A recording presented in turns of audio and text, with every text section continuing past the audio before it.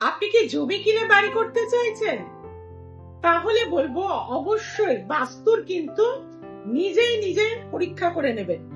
যদি দেখেন জমি কিনতে গিয়ে সেই জমির আশেপাশে কাক খুব চিৎকার করছে, নেগেটিভ সংকেত। আবার যদি সেই জমিতে দেখছেন আপনি একটা গরু চলে বেড়াচ্ছে, শুভ সংকেত। যদি দেখেন বিভিন্ন হাড় গোড় নোংরা জমির মধ্যে পড়ে রয়েছে, নেগেটিভ ইঙ্গিত, অর্থাৎ আপনি নেবেন না। আর যদি দেখেন পাশ থেকে পাখি ডাকছে, কোকিল ডাকছে, ইউনিভার্সাল আপনাকে ইঙ্গিত দিচ্ছে কিন্তু জমিটা নেওয়ার জন্য। যদি সেই জমিতে আপনি হেঁটে অস্থির লাগছে, মাথা ভারী ভারী লাগছে, খবরদার সেই জমি কিনবেন না। আর যদি সেই জমিতে আপনি মানে ঘুরে আসার পর একটা পজিটিভ ভাইব্রেশন পাচ্ছেন, শুভ সংবাদ আপনার জীবনে আসছে, অবশ্যই সেই জমি এখনই কিনে নিন।